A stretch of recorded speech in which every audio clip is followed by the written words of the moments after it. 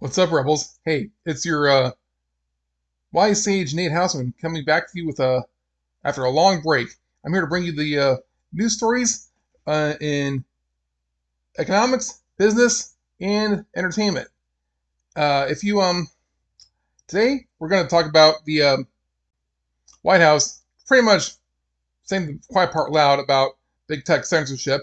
We're going to talk about business owners in the UK fighting back against lockdowns. We're going to talk about the the buyer's strike going on. We're going to talk about how the self-employed are probably the best place, are probably in the best shape mental health wise out of anyone after the pandemic. And we're going to talk about some Hollywood nonsense and also some video game nonsense. If you find this content valuable, please give it a thumbs up, please share it, and please subscribe or follow or whatever platform you're seeing this on. And if you'd like to support the channel, I got a few resources for you. You can go to my website, natehouseman.net, and click on the shop link and buy some cool merch. And spread the message. I've got a few affiliate links to resources I think you'll appreciate. If you have a business idea and you want to bring it online, the best place to do it is on the blockchain. And to learn how to build blockchain decentralized apps is on Ivan Tech's Academy. Click the link to sign up. In this age of inflation and the financial system house of cards collapsing, it's best to get into cryptocurrency and precious metals. And you can do that by clicking on the link to Acre Gold. You can subscribe for $50 to $100 a month. And once you pay enough into it, you'll get a gold bar delivered to your house. Also, if you're into having your own business, you'll need a website. And to get started with that, to get started with DreamHost, it's a verified free speech platform for hosting website.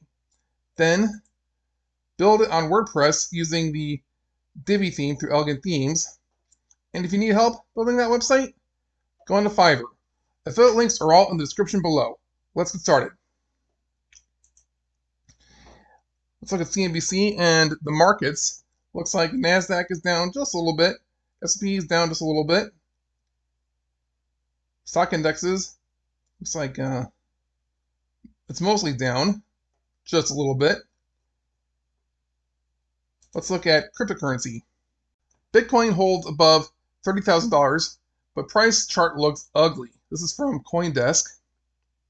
Bitcoin bounced around $32,200 after touching a 2.5-week low Friday near $31,000. The largest cryptocurrency by market value may have been buoyed by a CoinDesk report that Bank of America has approved trading in Bitcoin futures for some clients, according to Edward Moya, senior market analyst for Owanda. This is a big commitment for America's second largest bank. It signals that interest in trading cryptocurrencies is here to stay, Moya wrote in an email. On Wall Street, if one bank sees opportunity by doing something risky, the rest will easily justify following suit. So, analysts said Bitcoin might be prepping for a price breakout, higher or lower, after trading in a range between roughly 30,000 and 40,000 for the past 8 weeks. Several cryptocurrency channels have said, if you hit resistance, either support or resistance long enough, you're going to break through. So we're going to see a breakout any minute now. Remember when we had the sideways trading in the $60,000, $50,000 range in the past few months? It broke down into a crash. We're going to see a big move just about any day now. Big concern is a drop below the physical level of 30,000. It might trigger additional selling as options traders look to square positions. Options traders, these are basically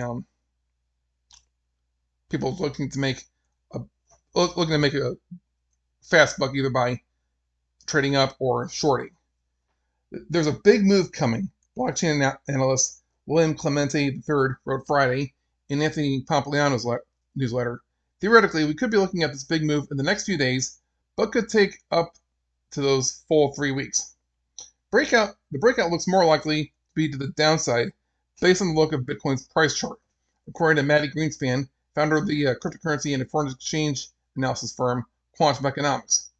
Bitcoin's chart looks really ugly at the moment, Greenspan wrote in his letter. The downward slope that has materialized over the last few days gives the appearance that gravitational forces are calling for a retest to the red line support at $20,000, the previous all-time high. In technical terms, this is known as capitulation.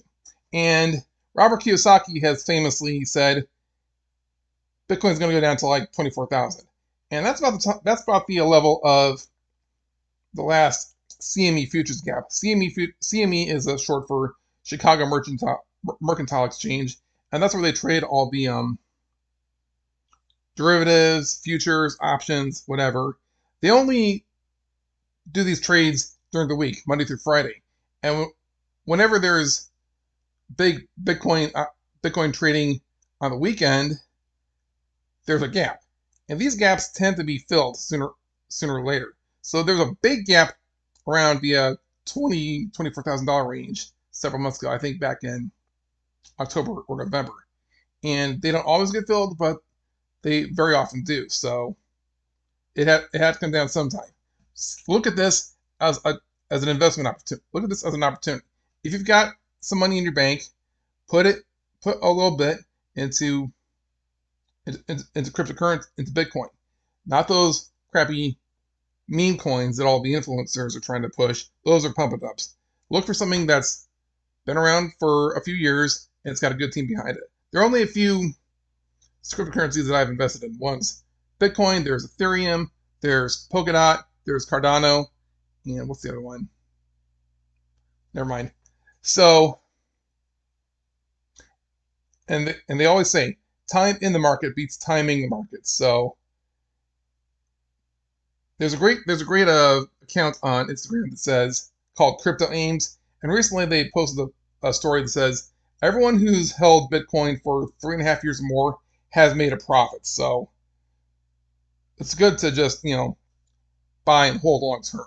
Same with gold. So, and that's why I like to gold. Moving on. Jen Psaki, the asterisk White House press secretary, said the quiet part out loud. This is from yesterday. White House, if you're banned for misinformation on one platform, you should be banned from all platforms. More calls for censorship from the federal government. This is from Reclaim the Net. After making the shocking admission that the federal government is flagging content for Facebook to censor in yesterday's White House press briefing, White House Press Secretary Jen Psaki doubled down on the censorship rhetoric in yesterday's press briefing by calling for users to be banned from all platforms if they post misinformation and dismissing concerns that the asterisk Biden administration is acting as Big Brother. During the press briefing, Psaki was asked to elaborate on the Biden administration's flagging of misinformation to Facebook and respond to a CNN report about the Biden administration's frustration with what they view as Facebook's failures to uphold its own policies on vaccine misinformation. Psaki responded by framing the flagging issue as simply saying, in regular touch with social media platforms, to make them aware of the latest narratives dangerous to public health, and engaging with them to better understand the enforcement of social platform policy. She insisted that the social media platforms make the decisions when it comes to content moderation. Of course, Psaki failed to mention that while Facebook is technically free to make its own content moderation decisions, this outrage about so-called dangerous public health narratives is coming from the same federal government that is placing huge amounts of pressure on Facebook's business through an antitrust lawsuit. When pressed on whether Facebook censorship has been as proactive as the White House would like, Psaki said there are more steps everyone can take, and suggested that one step could be constructive for public health, is for social media platforms to coordinate and implement cross-platform censorship when users post alleged misinformation. You shouldn't be banned from one platform and not others for providing misinformation, Psaki added. After she was told that Facebook had already removed 18 million pieces of COVID misinformation and connected more than 2 billion people to reliable information, Psaki was asked whether the White House finds this sufficient. Clearly not, she she responded. She added, "They're a private sector company. They're going to make decisions about additional steps they can take. It's clear there are more that can be taken." Psaki also dismissed Fox News reporter Pete Ducey's question about a lot of people on Facebook being concerned about Big Brother watching you. Now they know the White House flags posts to Facebook to be censored. They're more concerned about that than people dying across the country because of a pandemic where misinformation is traveling on social media platforms, Psaki asked. That seems unlikely to me. If you have the data to back that up, I am happy to discuss it. When Ducey raised the double standard with which the White House flags and censors so-called misinformation, Psaki again dismissed the concerns. There are videos of Dr. Fauci from 2020 before anyone had a vaccine, and he's out there saying there's no reason to be walking around with a mask, Ducey said. So, is the administration going to contact Facebook and take that down? Psaki responded by arguing that Fauci said science evolves, information evolves. But when she discussed other claims that she doesn't approve of during the press briefing, such as claims that the vaccines cause infertility, Psaki framed it as information that is irresponsibly traveling, and pushed social media platforms to let the White House know they're taking steps to address it. The White House press secretary's comments are yet another example of the increasing collaboration between public officials and private companies that are raising First Amendment violation flags. So, there's that. I want to remind everyone of a court case that's chugging along, and I covered it in this video. Those private companies aren't private. Dr. Shiva Ayyadurai, I can't remember how it's pronounced. He ran for the Senate in Massachusetts, and he lost a primary, probably due to some shenanigans. And he's got a court case where he's suing, I believe, either the Republican Party or the government of Massachusetts. And all of a sudden, they've uncovered documents saying that the government officials have a hotline to Twitter to ban or block certain posts and certain people. So check that video out when you get the chance. And I'm just reminded of big tech trying to gaslight, everyone. I remember when Obamacare was being debated in Congress and everyone was protesting against it, and people said, "Oh, if the Republicans have any better idea for how to improve, the healthcare system, we're happy to hear it." And I remember clearly for a fact that Republican in Congress did have plans, in their bill proposals. I remember this clearly. And Google will not provide any articles to that. So I had to go to DuckDuckGo. So go to duckduckgo.com, click Republican Obamacare Alternative, and you will get stories talking about what they were doing, what they were coming up with. And if DuckDuckGo doesn't work for you, you can also try Yandex, another alternative search engine. Republican Obamacare Alternative.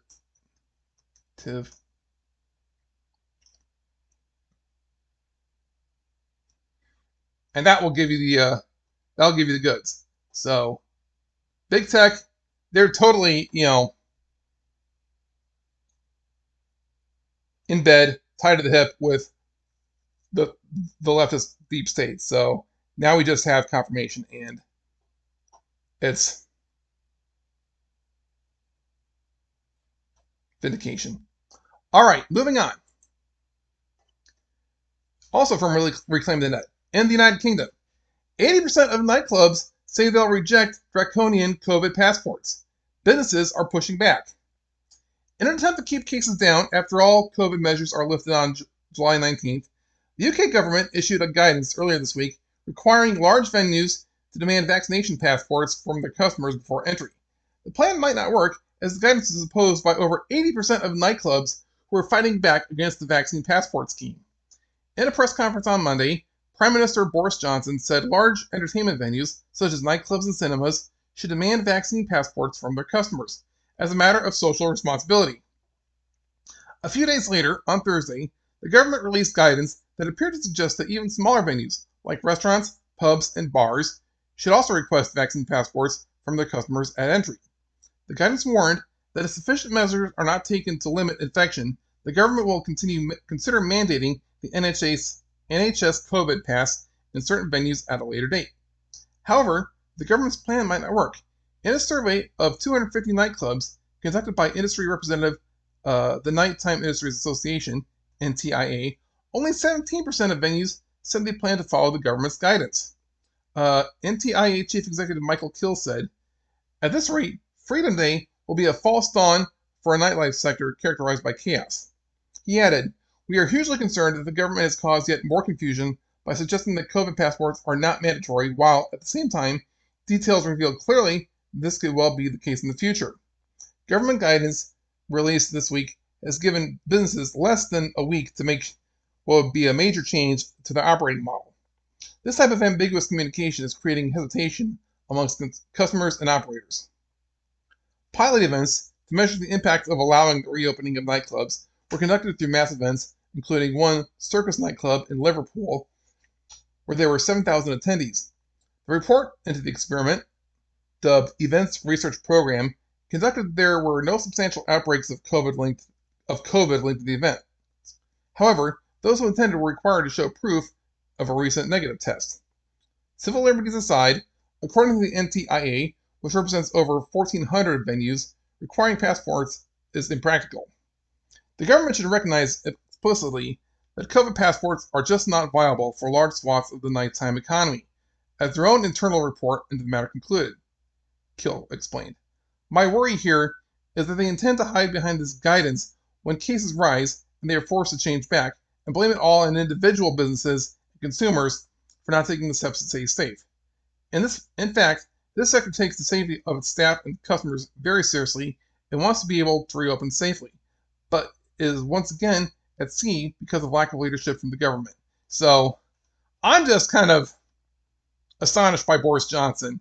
He and his government have really clamped down on the UK over COVID and all the small businesses that have suffered. Boris Johnson and the Conservatives, they won a landslide victory in 2019 over Brexit. They were committed to getting Brexit done and stop all the delays. And now they did this. It's like, damned if you do, damned if you don't. Some more government and powers that be swagging around. Actually,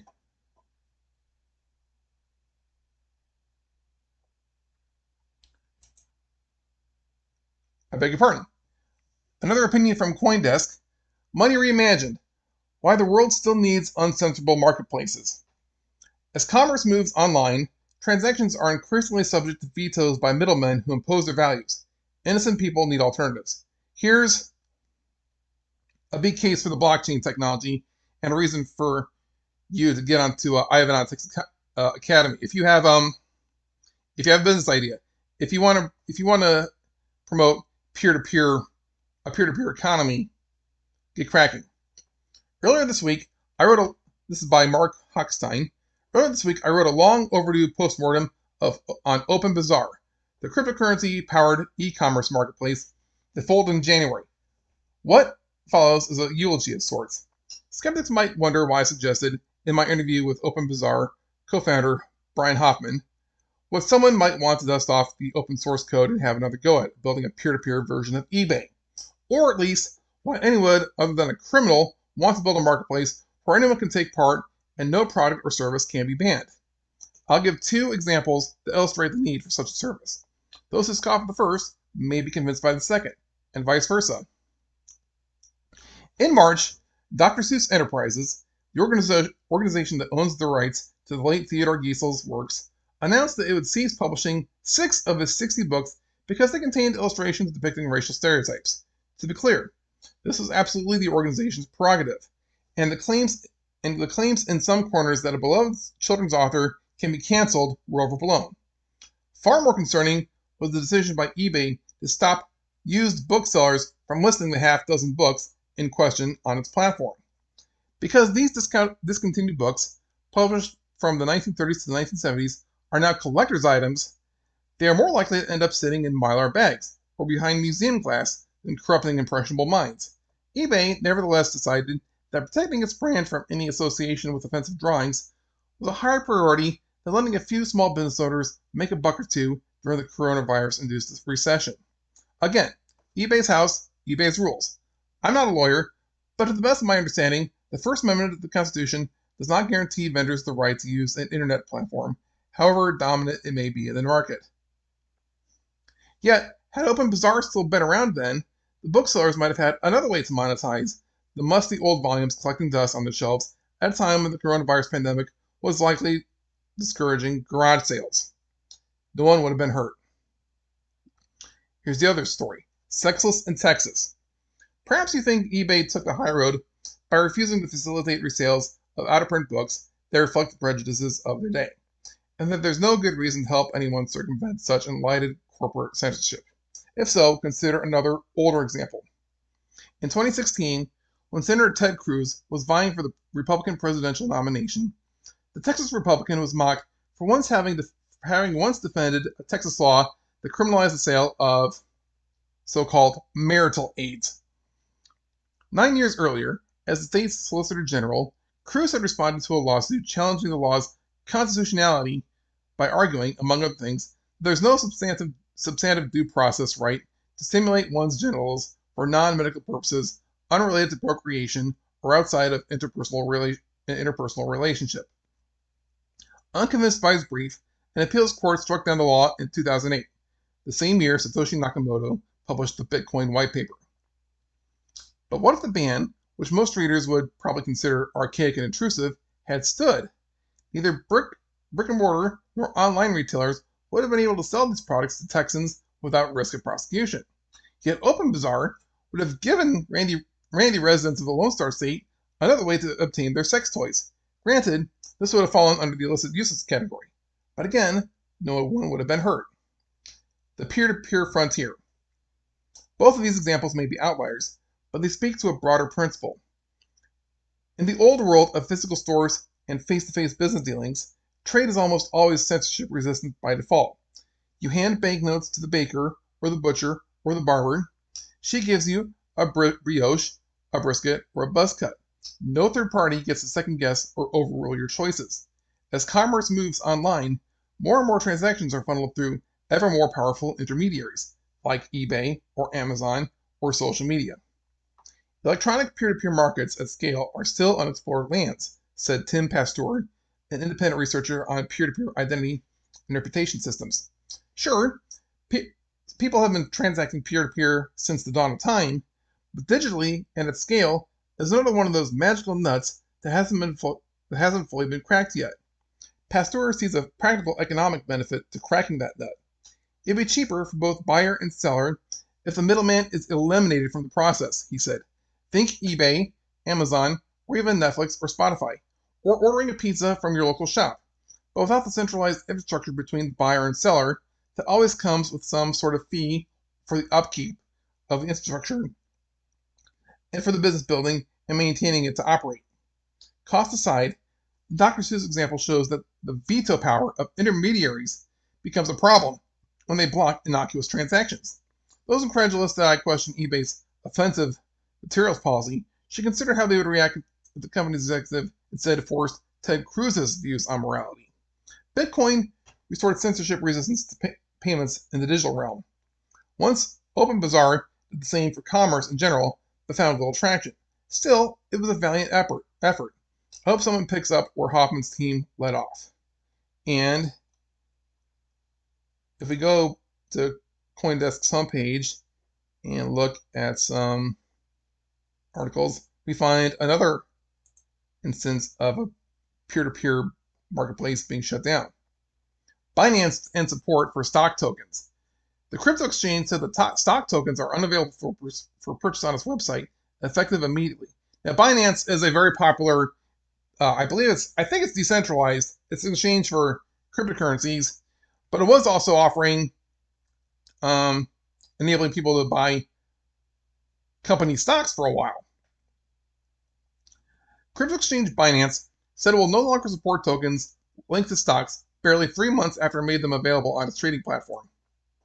Binance announced Friday that stock tokens are unavailable for purchase on its website effective immediately, and support for such tokens will end on October 14th, with all positions closed the following day. The embattled exchange said the move will allow it to focus on other products. Binance introduced the stock token service in April, enabling customers to buy fractions of shares in companies, starting with Tesla and followed quickly by Coinbase. MicroStrategy, Microsoft, and Apple were added shortly thereafter. It did not take long for regulators to raise their eyebrows, with the financial watchdogs of the UK and Germany expressing concern in the following weeks. The backlash against Binance has come to a head in recent weeks, with regulatory bodies around the world issuing warnings that the crypto exchange is not licensed to offer regulated services in their markets, including the UK and Japan. The most recent warning came from Hong Kong, whose markets regulator announced today that Binance is not registered to operate in this jurisdiction. Now, is it Hong Kong saying that, or is it mainland China, the CCP, saying that? I'm interested to know that. CEO Changpeng CZ Zhao addressed Binance's woes in an open letter July 7th, calling compliance a journey, and spoke of the need for clearer regulatory frameworks in response to the wider adoption of crypto. Binance users in the European Economic Area and Switzerland who have bought stock tokens can migrate them to a new platform being built by CM Equity AG, the German investment firm Binance worked with in the stock token venture. The new platform is expected to open several weeks before the October deadline, so that's some good news. So we've got some big powers that be that want to clamp down on the peer-to-peer economy. This is actually a good sign. They are desperate, and they are showing their hand. They're putting the cards on the table. So if regular people can hang on for a while, hold on, have diamond hands, they'll endure. They'll be okay. And we kind of need to endure for a while because we're going to another big issue by way of zero hedge. America goes on a buyer strike. Explosive inflation leads to record collapse in home and car purchase plans. So the gist of this article is big purchases like homes, cars, big appliances, and furniture, they're being put on hold because of inflation. For the past several months, we have warned about the pernicious effect of soaring prices are having on both corporations and consumers, prompting even otherwise boring sell-side research to get hyper exciting.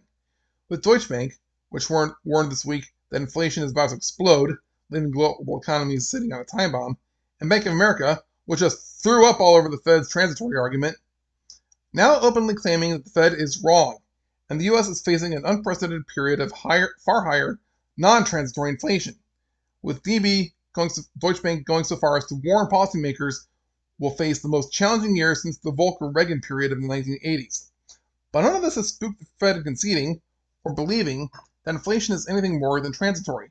And maybe just this once, the Fed has a point because all else equal, by which I mean lack of rising wages, the best cure to higher prices is, well, higher prices.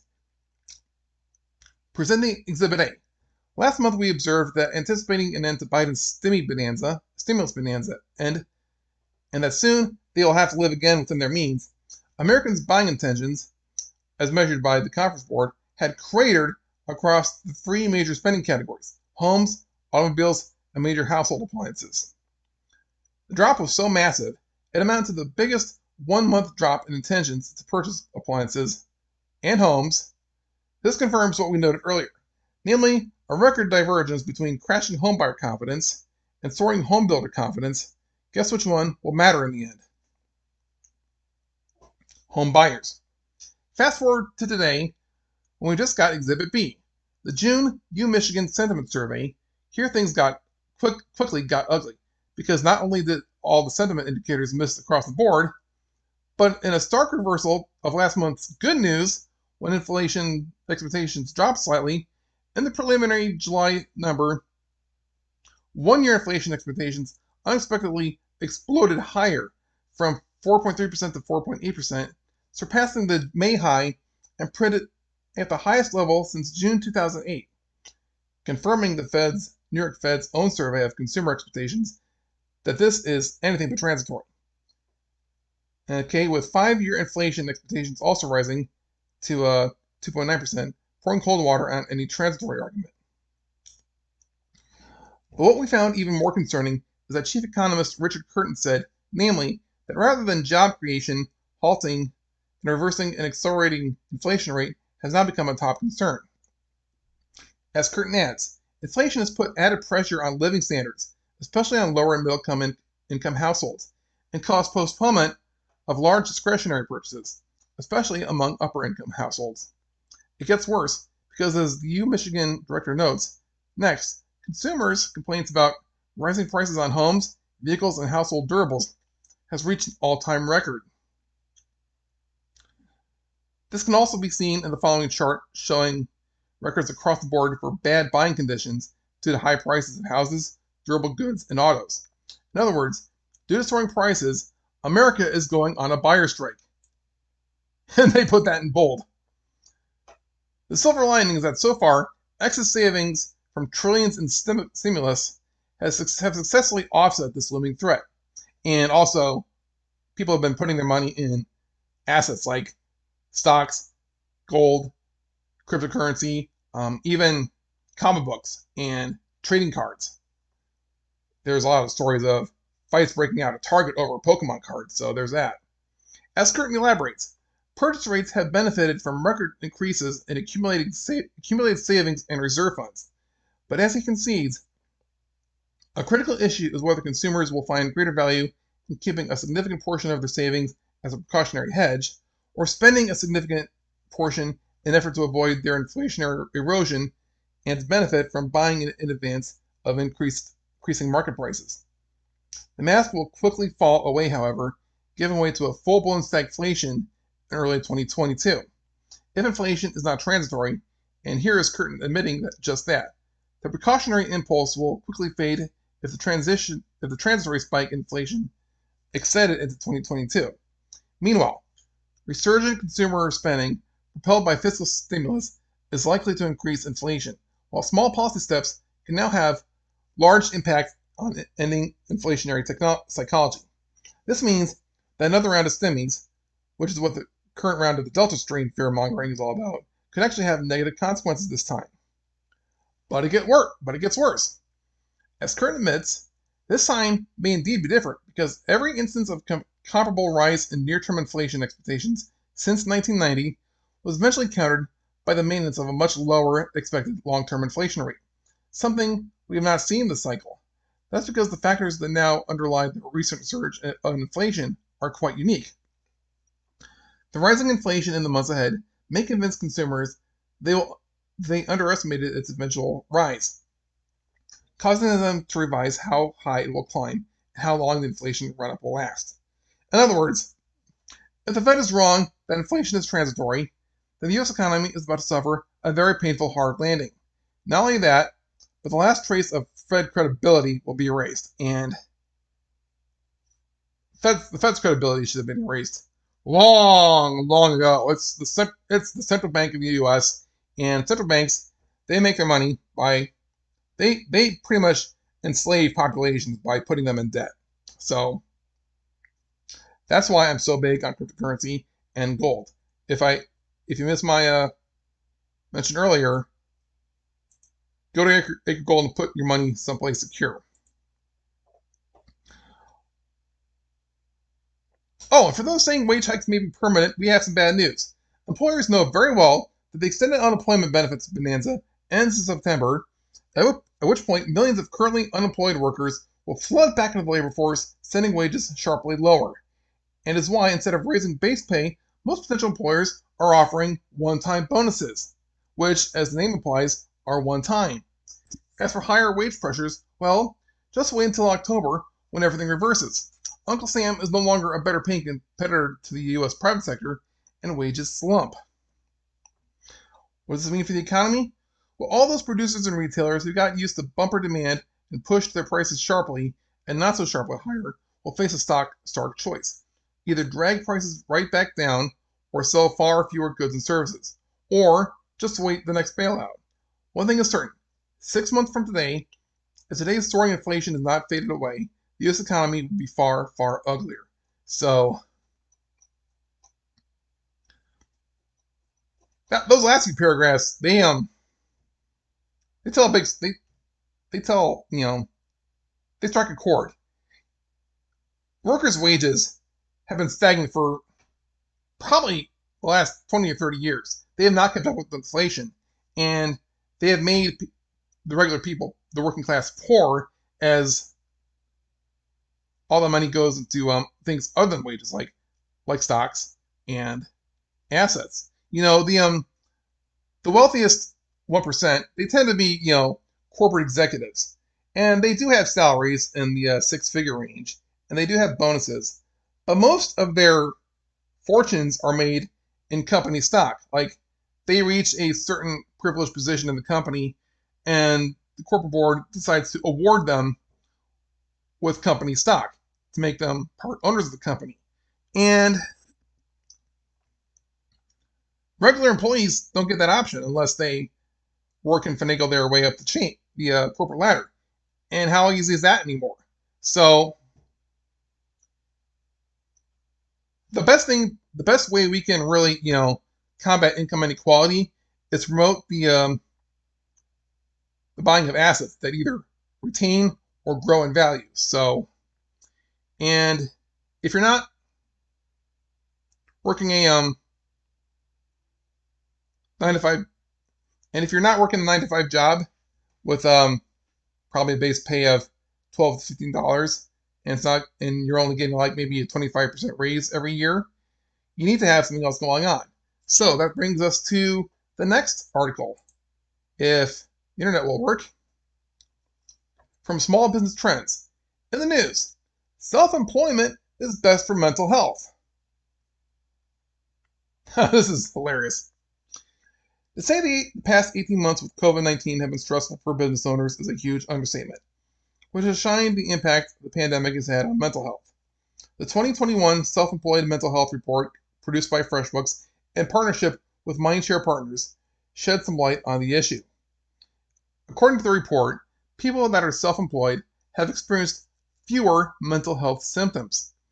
The data is in this week's lead roundup of the article, Self-Employed Faring Better Mentally in the Pandemic. The survey of 2,000 self-employed individuals also reveals 72% say their mental health is either good or very good. And a total of 85% of small business owners say self-employment is the best form of employment for mental health. This is despite the many challenges brought on by the pandemic. Only 10% of the small business owners say their mental health was very poor.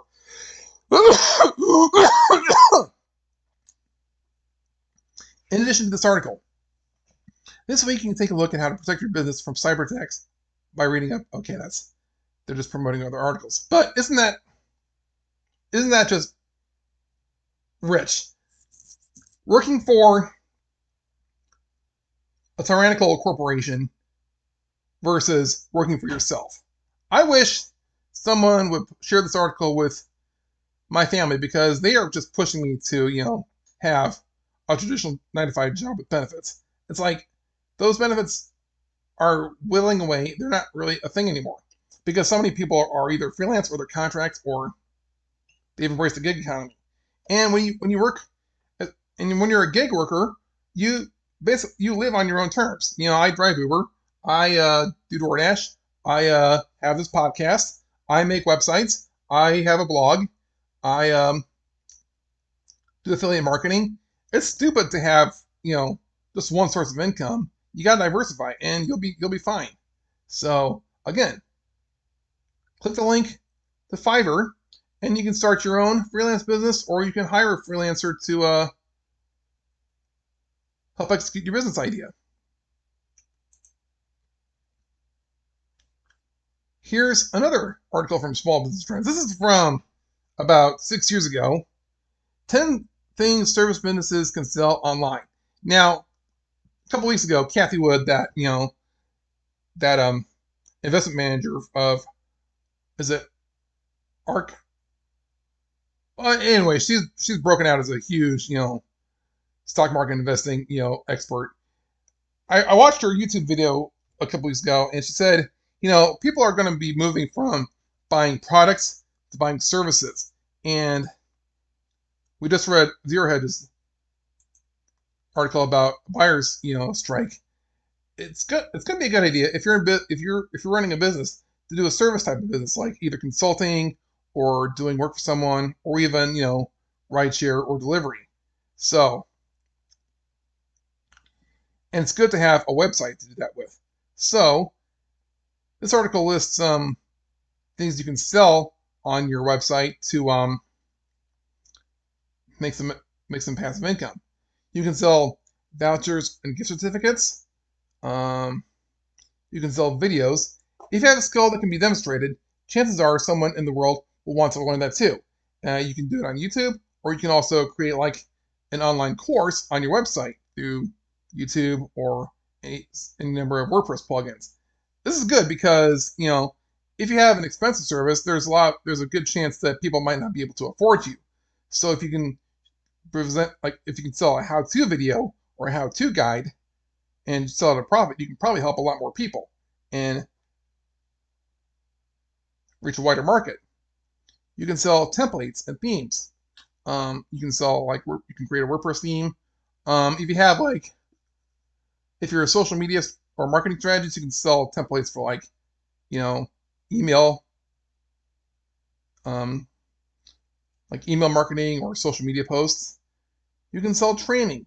You can sell your expertise in the form of training courses, which was similar to the videos. Digital goods like fonts, patterns for clothing, crafts and clothing, clip art, ebooks, and recipes. You can sell coaching sessions. You can reach more potential students by making your coaching services available online, packaged up into 15, 30-minute, or 60-minute increments. You can sell assessments. Assessments start with questionnaires and involve customized evaluations. So this is kind of similar to a consultation. You can sell research reports. This is in the realm of white papers. You can write a white paper for some company, or you can write your own report and sell it as an ebook. Subscriptions to your service. So if people don't want to pay a big fee up front, you can have them pay in increments, or a subscription fee, like monthly send them a monthly bill. Selling products through affiliate arrangements, which is kind of what I do. And click on any of the affiliate link resources in the description below. So there are some ideas for your freelance business. So, and if you need help, go to Fiverr. Click on, just look at all the freelance gigs that are available, get some ideas, and you might also, hire some of them to promote your business. So do that. Now, on to something completely different. We're going to talk about the entertainment industry, starting with video games. Former World of Warcraft developer Mark Kern responds to rumors of Blizzard turmoil. Data described about monetization, how devs view gamers, and hate streamers is true overall in AAA development. Now, if you follow some of the video game news industry, industry news, World of Warcraft is just cratering, and people are moving on to Final Fantasy XIV. This is the category of online, role-playing games.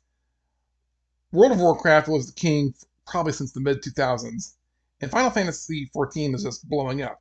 A lot of it is thanks to the Twitch streamer Asmongold. He got tired of Warcraft and decided to give Final Fantasy XIV a try, and he's loving it. And earlier this week, someone claiming to be an insider at Blizzard, who are the developers of World of Warcraft, they posted a bunch of so-called leaks and saying that the culture in Blizzard is just kind of really garbage. So this former Blizzard insider has some comments. In response to rumors that Blizzard is currently bleeding players and struggling to retain interest in their titles, M8 developer and original World of Warcraft team lead Mark Kern recently offered his opinion on the unconfirmed claims, asserting that it may not be legit, but the attitude described about monetization and how devs view gamers and and the hate of streamers is true overall in AAA development. AAA games are the big corporate titans like Blizzard, like Activision, like Electronic Arts, like Konami, like Square, like Square Enix, like Ubisoft. All these big corporate giants building elaborate video games, and I'm interested to know how that compares to like all the indie developers who were exploding in recent years. I won't read the entire article, but we'll try to get the gist of it. The rumors surrounding the once esteemed video game developer first appeared online on July 11th when an anonymous 4chan user claiming to be a Blizzard employee took to the site's V-board to vent on the current state of the company. According to the user, almost every product in the company's library is suffering to some extent. For example, the latest WoW expansion, Shadowlands, is reportedly a S show with no solid direction, which no higher up expected because of their "we are too big to fail, and if we build it, they will come" mentality. To that end, the user also stated that the elephant in the room is Final Fantasy XIV, as the people in charge don't even seem to understand why it's drawing players away from their tens of thousands. The higher-ups just seem so pig-headed and digging their heels in with their fingers in their ears, thinking all the problems will go away because WoW is too big to fail. There will never be real competition, and they will keep coming back, explained the user. But they aren't coming back anymore, not in the numbers they used to. Noting that the mood of the company is tense, but also very much it's just a rough transition period, the supposed employee offered a grim vision of Blizzard's future, detailing how Activision has been pushing hard for Blizzard to release more regular products and to generate more income per user, which as far as they know will involve a transition over the next 5 years to a much larger mobile tablet gaming focus. Activision merged with Blizzard a few years ago, and a lot of people think Blizzard totally lost their mojo after that. Activision is one of the most obnoxious AAA corporations. By all accounts, not just WoW, but Overwatch was intended to be the moneymaker in the interim, but once again, someone had the bright idea to kill a game casual players loved on the altar of esports, hoping for another brood war, they added. From what I hear, the told you so's were loud, and a lot of people walked beyond Jeff Kaplan. Apparently, it's not just the games either, but also the studio's reputation, and Exploiters is now seen as the bad guy of the MMO industry. This newfound notoriety has supposedly had an effect on Blizzard's hiring practices, as the user revealed that this new position has an industry heel, as an industry heel, has also made the total number of new hires decline. Not significantly, but if you want Blizzard on your resume line, doesn't seem to have the appeal it used to, the user continued. This has led to more hiring via friend of a friend, to some rumblings about nepotism, and people being hired are severely lacking in experience because they get great Twitter optics. Twitter. How many reputable companies have just been ruined by Twitter, by chasing the Twitter approval on Twitter? Oh my gosh. We'll get into that when we talk about Hollywood later. Another issue touched upon by the user was how employees are not being told to disengage from Twitter, with an apparent email reminder being sent out that more than once lately stating that if you're not customer relations, you should not be representing the company to customers, especially if you cannot remain professional. Furthermore, the user also claimed that some at Blizzard view the connection between the devs and its player base as some kind of antagonistic relationship where the goal is not being an entertainer putting on a show for a crowd, but some kind of game hunter trying to trap a large, profitable kill. The supposed employee did touch on the topic of wokeness in regards to Blizzard's troubles, admitting that while it's not all some grand SJW conspiracy, people really do want people to feel welcome and represented. And the "we need everything" vetoed by people not working on it to see if it's inoffensive and bland enough rubs some of us the wrong way. There have been some drop-offs with Get Woke, Go Broke as the only answer to the survey when unsubbing, they added. But honestly, we're losing subs in unforeseen numbers anyway, and still making more money than ever through cash shop heavy users, so honestly it doesn't make an impact. 2 days after the initial posting, the above rumors caught the attention of Kern, who took to his personal Twitter account to discuss how, while specific anecdotes themselves may not be legit, the attitude described about monetization and how devs view gamers and hate of streamers all is true overall in AAA development. Kern went on to expound on a couple things that happened in AAA development that led up to this point, starting with the unsurprising fact that the biggest thing is money. Once AAA gaming got bigger than all other media, and that's true, it's like AAA games industry is just like has eclipsed Hollywood as a big in market share. You tend to attract a lot of executives who are in it for the immense profits versus the love of making games, said Kern. This change starts at the top and is made worse by game companies going public, being traded on the stock exchange. He continued, this starts to flow down to middle management who are starting to make serious cash. The why of the company changes. Instead of going for games they would love to play and identifying as gamers themselves, there's now a sense of other, Kern remarked. We made the games, they pay for them. Recalling how original OG Blizzard culture used to be, we are gamers, right down to the receptionists, and we make a game for ourselves because we are gamers, he lamented, that is gone now, and many devs at AAA studios are distinctly us versus them, the whiny entitled gamers. This was not helped by the increase in personal attacks on developers by gamers themselves, he observed. Gamers are passionate, and unfortunately, this sometimes moves beyond criticizing the game to personal attacks and some really unsavory, threatening behaviors. Turning back to the money, Kern further noted, once games were obvious moneymakers and everyone started to play them, a cool rep, you started to attract a different type of developer.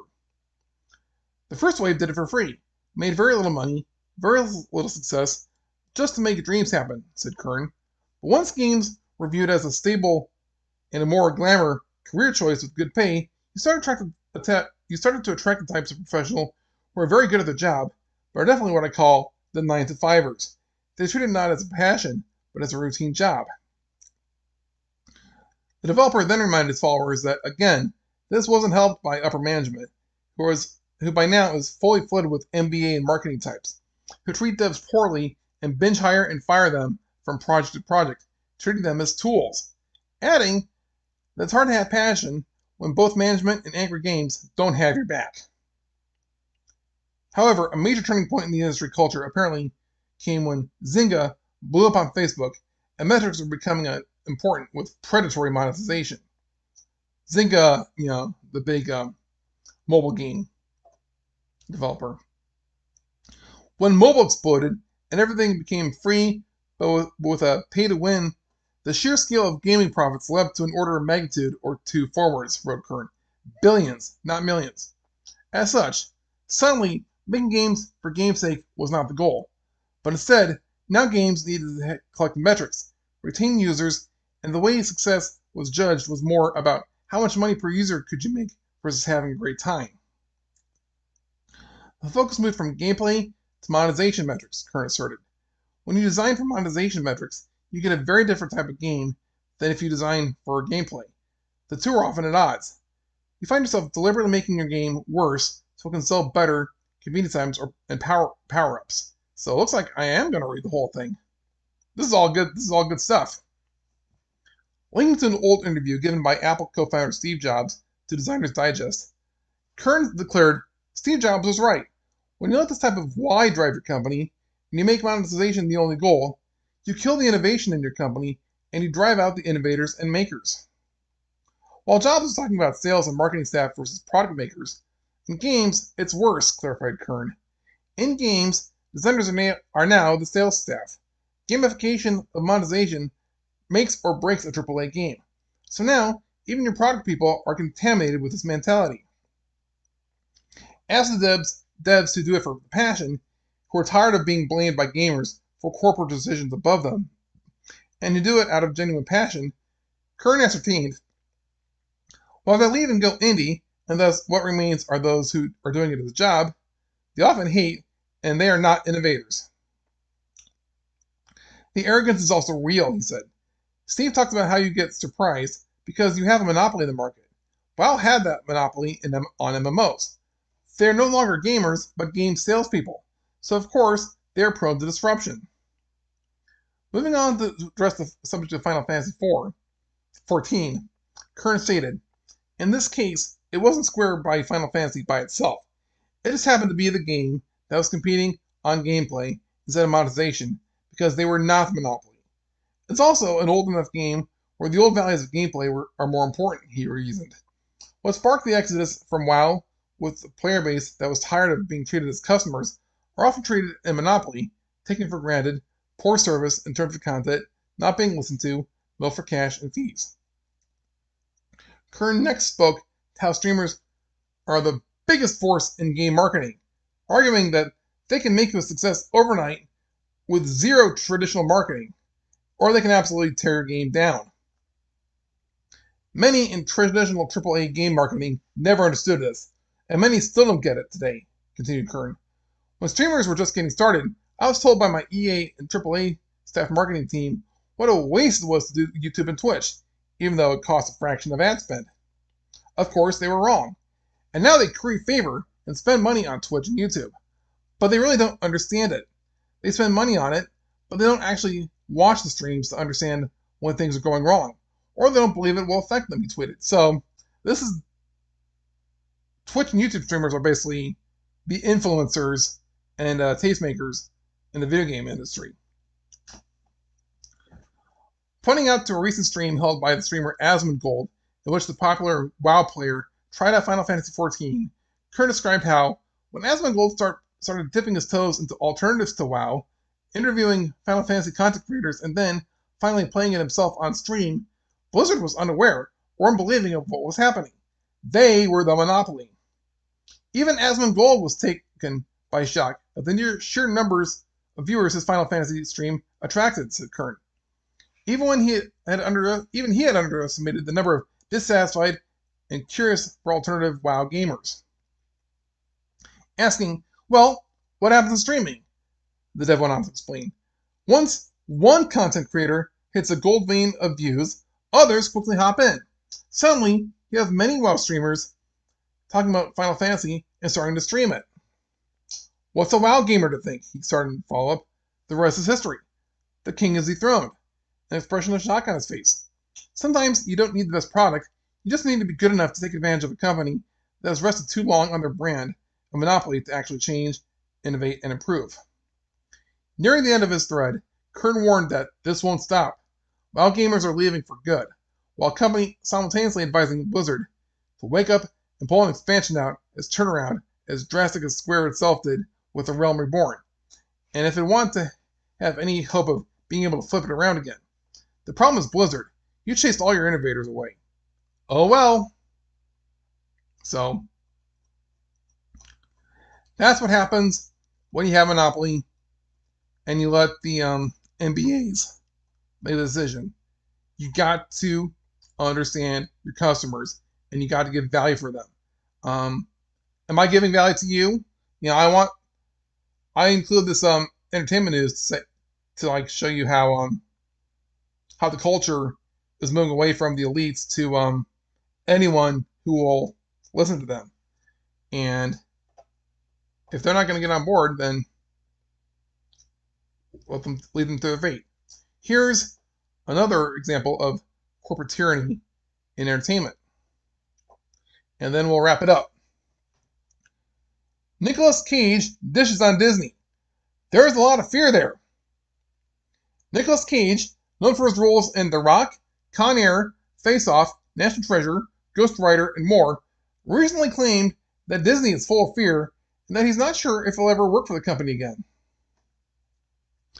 And it's not just him. This article mentions a few other famous, prominent people. While promoting his upcoming film Pig, Cage spoke with Variety, where he talked about the film, Disney, and his different styles of acting. Pig is an independent film that follows a man named Rob and his truffle hunting pig.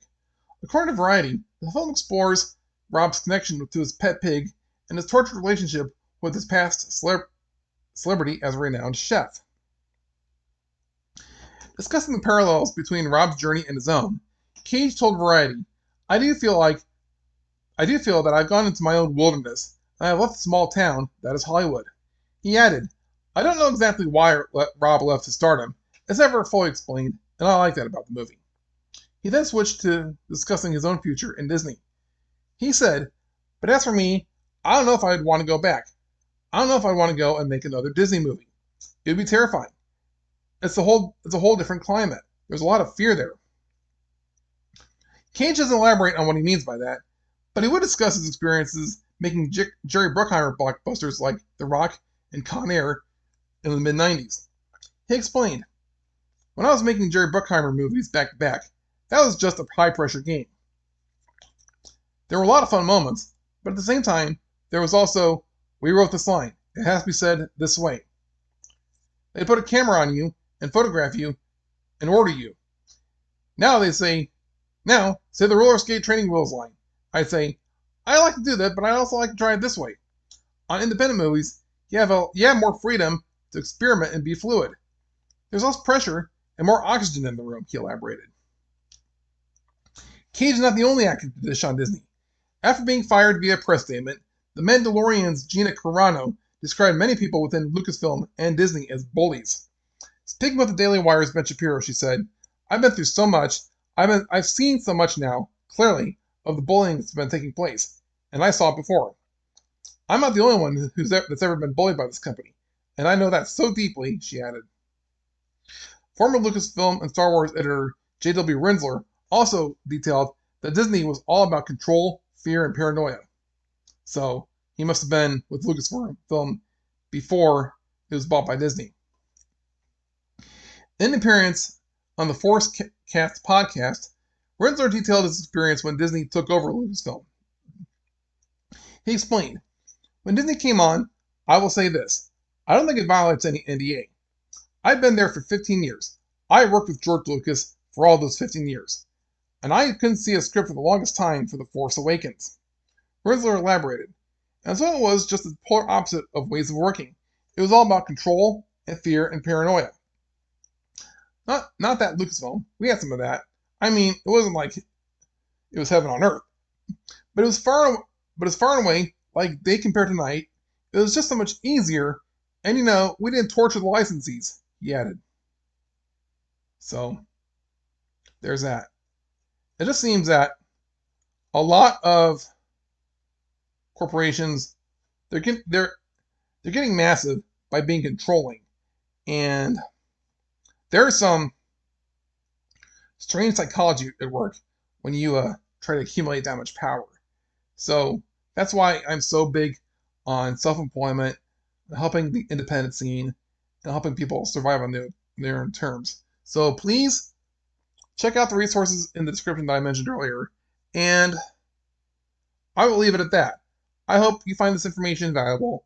I hope that you share it with your friends. I hope that you hit the thumbs up button on whatever platform you're watching this on, YouTube, Odyssey, Facebook, or podcast, or Rumble. And I wish you well. See you next time.